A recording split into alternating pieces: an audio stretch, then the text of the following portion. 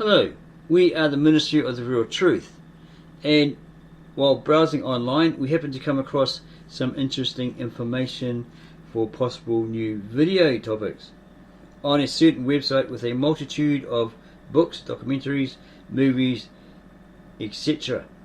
One in particular caught our eye. It got our full attention. It read, "Scientists discover hidden name in ancient Aramaic and human DNA." So we immediately went to where the video was supposedly and found it wasn't there. But there was an option to download a small video via a torrent application, so we used transmission to do that. And then we played it. Let's have a look at it. Here it is here.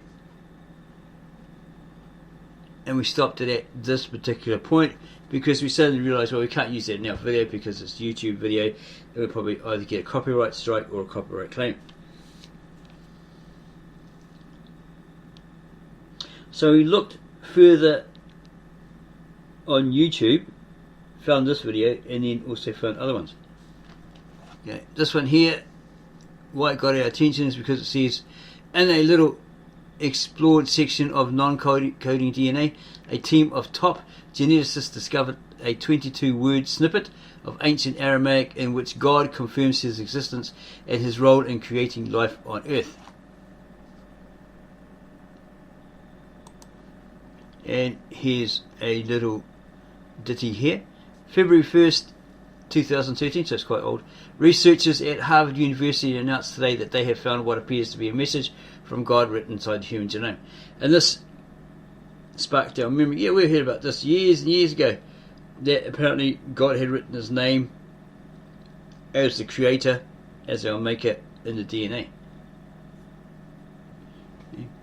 In a little explored section of non-coding DNA, a team of top geneticists discovered a 22-word snippet of ancient Aramaic in which God confirms his existence and his role in creating life on earth.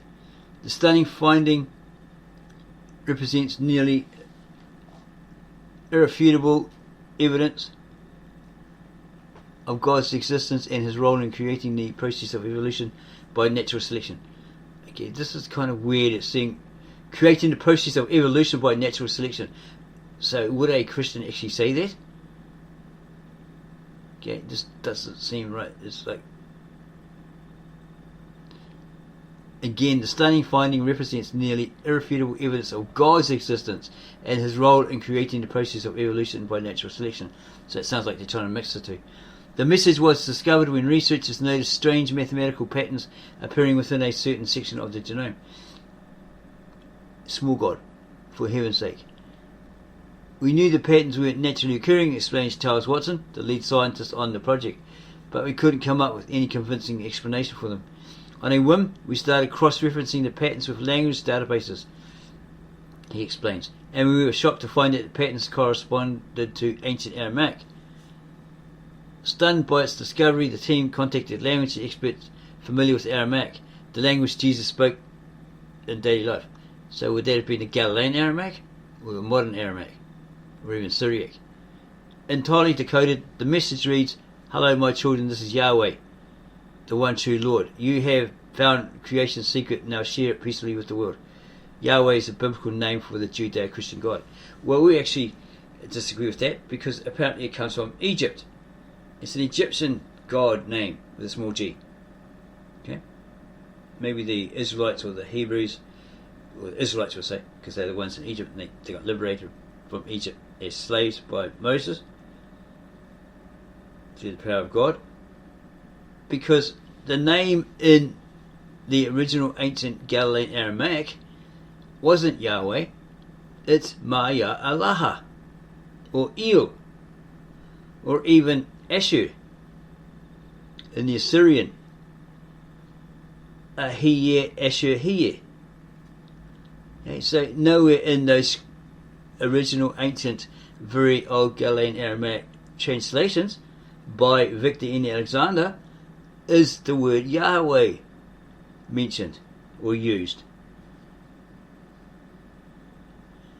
And the only other name is Maya Allah, that's Jesus the Messiah, came in his father's name, so he'd be Maya Yeshua Mashiach.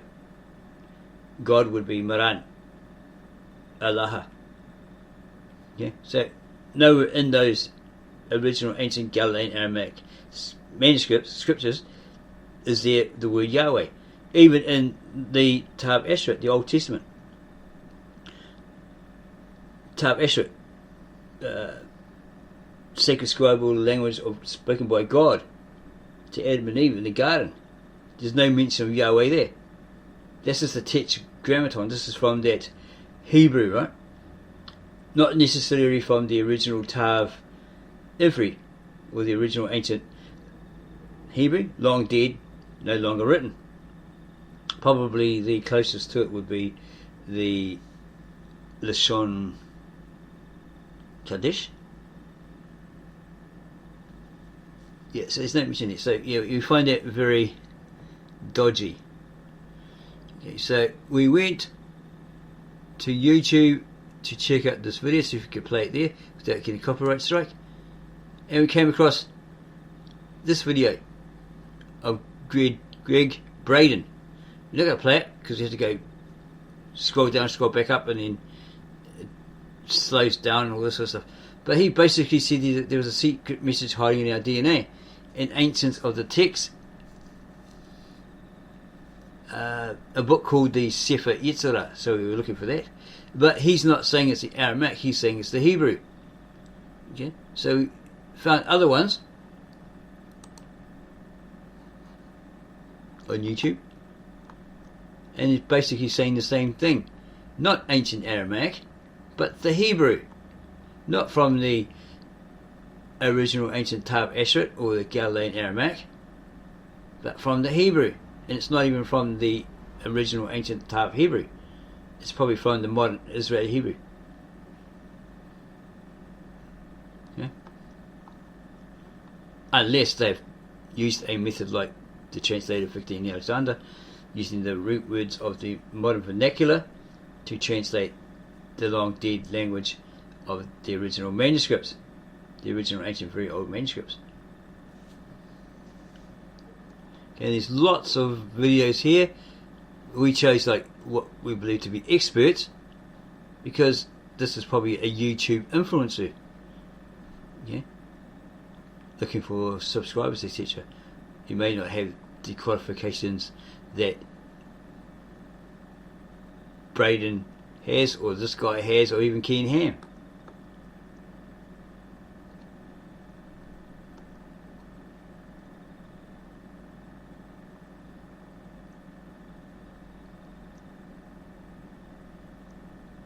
And here's one: the human heart is irrefutable proof that God exists.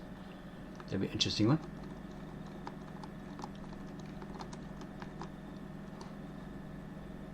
So went online looking for that particular book, the Sefer Yetzirah that Greg Braden was talking about. That's where he found that secret, and we were a bit hesitant to read this book because the Westcott, right? We thought, oh, okay, that's the Westcott of Horton Westcott that translated and published the Jehovah's Witnesses New World translation, their Bible. And we read about them, and supposedly they're a bit iffy, they're Freemason and all this sort of stuff. Secret Freemasons and all this conspiracy theory stuff. So we found another one, looked for another one, and basically we found similar, right? There's one here by the same person. Here's the other one, different cover. We thought, okay, we'll read it, but we've got to find out first who is William Wynne Westcott. Is he of Westcott and Hort fame? Who translated the Jehovah's Witnesses New World Translation Bible.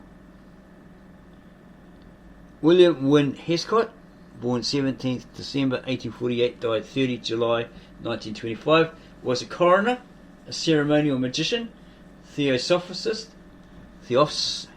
Theosophist? Wasn't H.P. Blavatsky the founder of that group? And Freemason, born in Leamington, Warwickshire, England. He was Supreme Magus Chief of the SRIA. And what is that? On the weekend. Societas Rosicrucians in Anglia, or SRIA, a Rosicrucian esoteric Christian order formed by Robert Wentworth, little between 1865 and 1867. While SRIA is not a Masonic order, aspirants are strictly confirmed from the ranks of subscribing Master Masons. And then he went on to co-found the Golden Dawn. The Hermetic Order of the Golden Dawn, more commonly the Golden Dawn, was a secret society devoted to the study and practice of occult hermeticism and metaphysics during the late 19th and early 20th centuries, known as a magical order. His biography: he was a doctor of medicine. In 1871 he became active in Freemasonry, where he became master of his home lodge 3 years later, and also the Quator Coronati. What's that?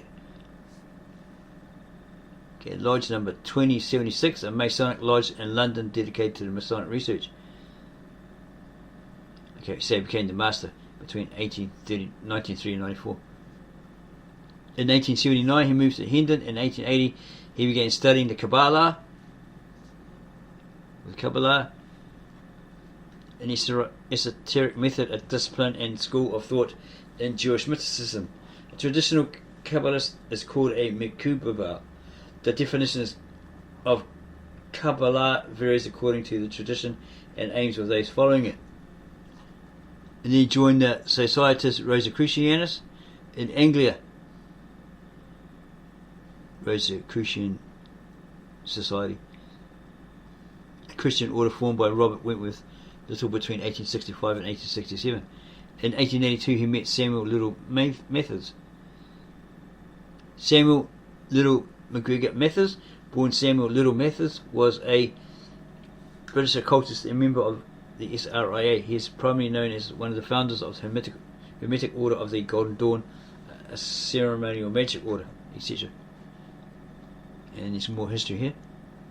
Later years, he retired as a coroner after 1910, immigrated to the Union of South Africa in 1918, and died in Durban in 1925.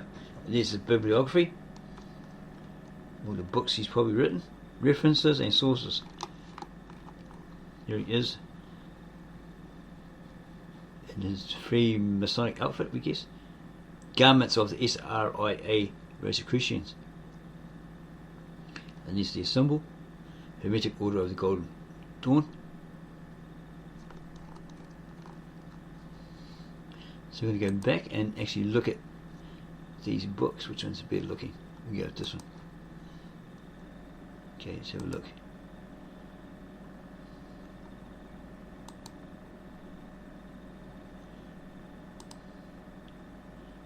What did it say? Sefer Yetzirah, the Book of Formation with the 50 Gates of Intelligence and the 32 Paths of Wisdom, translated from the Hebrew by William Wynne Westcott M.B. J.P., Supreme Magus of the Rosicrucian Society of England, 4th edition, edited and revised with notes and bibliography by Darcy Kuntz.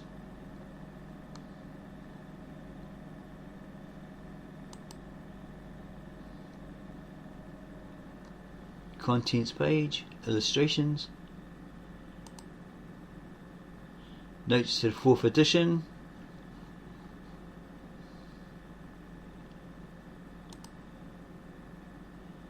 introduction to the 3rd edition,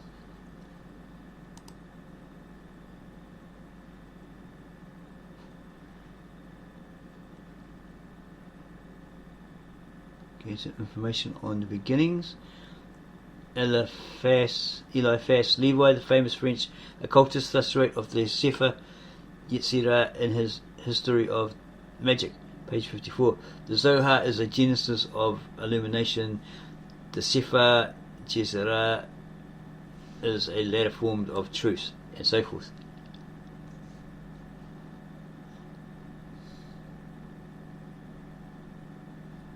In fact, the In the Sefer Yetzirah, God, considered as the infinite and consequently indefinable being, extended throughout all things by his power and existence, is well above yet not outside of numbers, sounds and letters, the principles and general laws which we recognize. Every element has its source from a higher form, and all things have their common origin from the Word, Logos, the Holy Spirit. So God is at once, in the highest sense, both the matter and the form of the universe. He is not only that form, for nothing can or does exist outside of himself. His substance is the foundation of all, and all things bear his imprint and are symbols of his intelligence. Hebrew tradition assigns the doctrines of the oldest portions of the Zohar to a date antecedent to the building of the Second Temple, but Rabbi Simeon ben Yochai, who lived in the reign of the Emperor Titus AD 70 to 80, is considered to have been the first to commit these to writing, and Rabbi Moses de Leon of Guadalajara in Spain, who died in 1305, certainly reproduced and published the Zohar.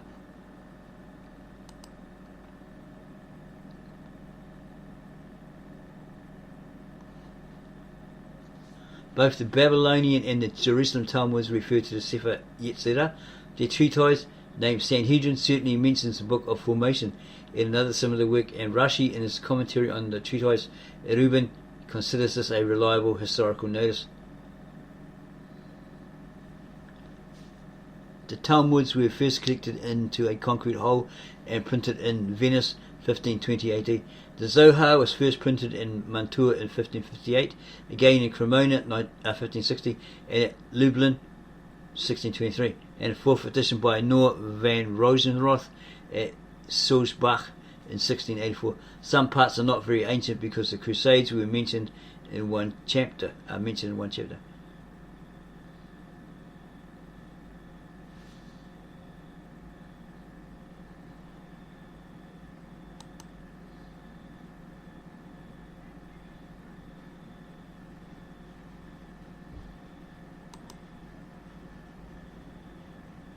Preface to the second edition. Sefer Yetzirah, Book of Formation, Chapter 1, the Sephiroth, Numbers and Letters. From 1 to 10 by the looks of it. Maybe more. 12. Chapter 2, the 22 letters. The 22 sounds and letters are the foundations of all things. 3 mothers, 7 doubles, and 12 simples. The 3 mothers are Aleph, Mem, and Shin. They are air, water, and fire. Water is silent, fire is sibilant, and air, derived from the spirit, is as the tongue of a balance, standing between these contraries, which are in equilibrium, reconciling and mediating between them. In chapter 3, the triad. The foundation of all the other sounds and letters is provided by the 3 mothers, Aleph, Mem, and Shin. They resemble a balance on the one hand, the guilty, on the other hand, the purified. In Aleph, the air is like the tongue of a balance standing between them. 2. The 3 mothers, Aleph, Mem, and Shin, are a great mystery, very admirable and most recondite, and sealed as with 6 rings, and from them proceed air, fire, and water, which divide into active and passive forces. The 3 mothers, Aleph, Mem, and Shin, are the foundation. From them spring 3 fathers, and from these have proceeded all things that are in the world.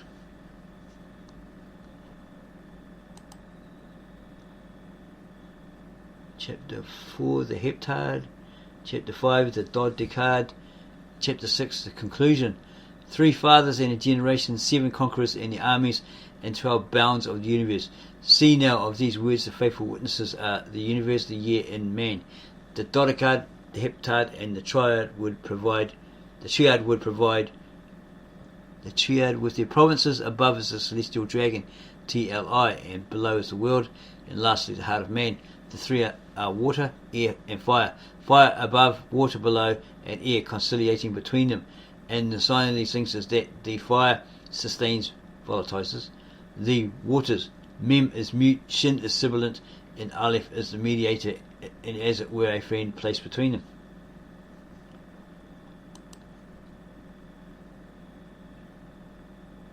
And he formed the 22 letters into speech, and showed him all the mysteries of them. He drew them through the waters, he burned them in the fire, he vibrated them in the air. 7 planets in the heavens, and 12 celestial constellations of the stars of Zodiac. The end of the Book of Formation. and 50 gates of intelligence, first order, second order,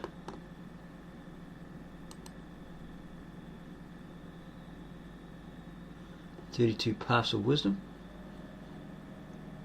translated from the Hebrew text of Ioannis Stephanus Rectangularius, 1642, which is also to be found in the Pseudopus Egypticus of Athanasius Kircher, 1653. These paragraphs are very obscure in meaning, and the Hebrew text is probably very corrupt.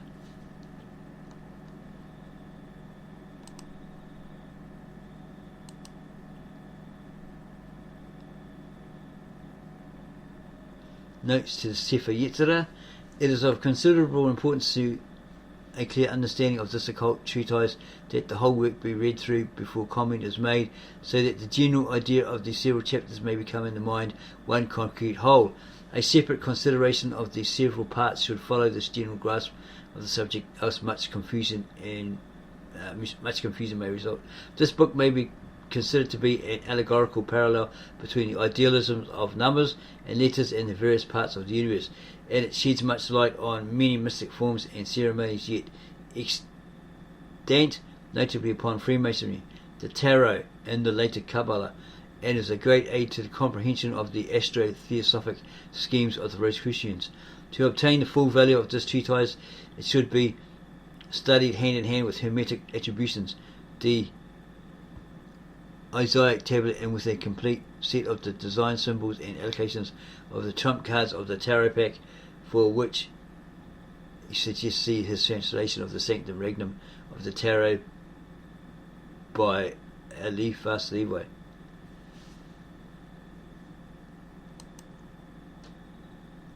Chapter 2 and Chapter 3.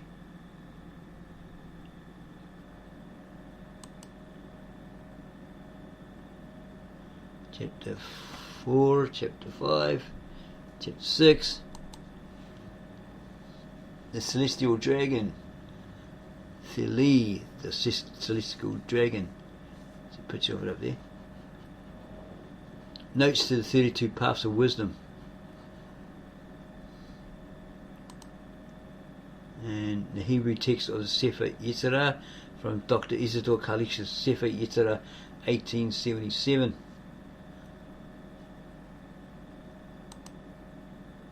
Okay, so let's go and have a look at the other William Westcott version. Oh, it's not there, it's there. Doesn't look as pretty as the other one, so it must be a photocopy and then uploaded. Something along those lines. Okay, preface to the second edition, Sefer Yetzirah, possibly the same book but different format.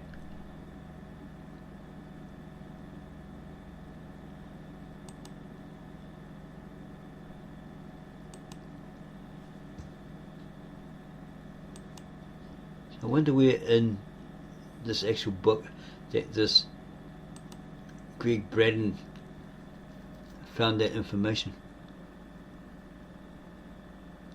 Sefer Yetzirah, the Book of Formation, Chapter 1, Section 1, and 32 Wonderful Paths of Wisdom, the Jehovah Zabaoth, the God of Israel, the Elohim of the living, the King of ages, the merciful and gracious God, the Exalted One, the Dweller in eternity, most high and holy, engrave his name by the 3 Sephirim, numbers, letters and sounds. 10 are the ineffable Sephiroths, 22 are the letters, the foundation of all things. There are 3 mothers, 7 double and 12 simple letters.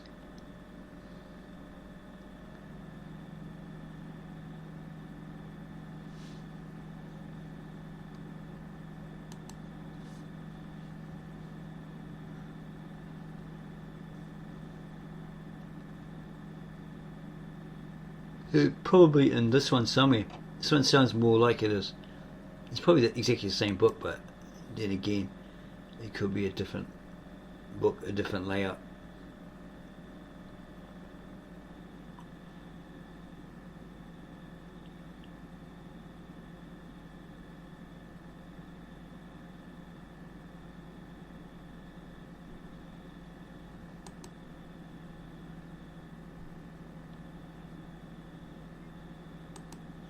Very interesting.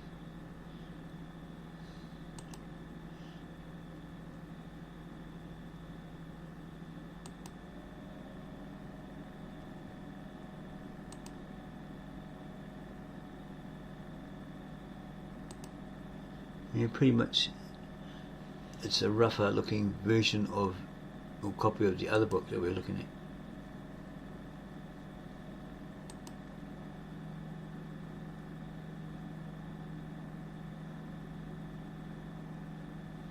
It's just the two covenants, by the word or spirit and by the flesh, made by Jehovah with Abraham. Genesis, outward and visible sign of the divine promise made to circumcision is made to Abraham and his offspring. The Hebrew word for circumcision is mulah, mul. Note that MLH is also synonymous with dbr, taba, verbum or word.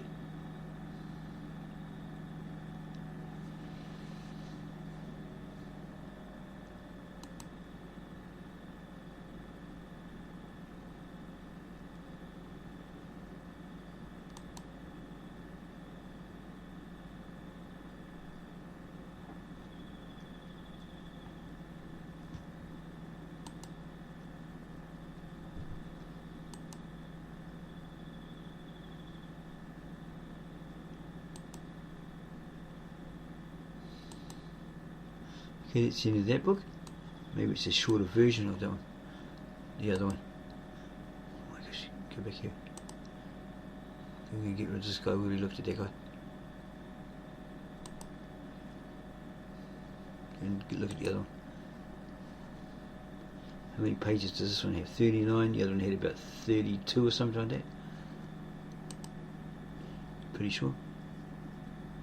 43. That one had 43. This one has 57. So there's some, probably this last piece here in the Hebrew left out.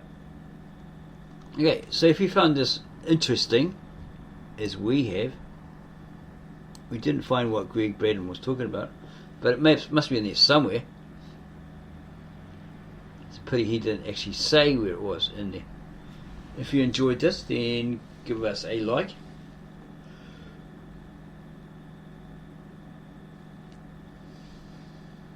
Subscribe to our channel. Put your comments below, and then go share this video with your family, friends and others who may be interested in the fact that God has put his name to his creation in every one of us through the DNA or non-DNA code.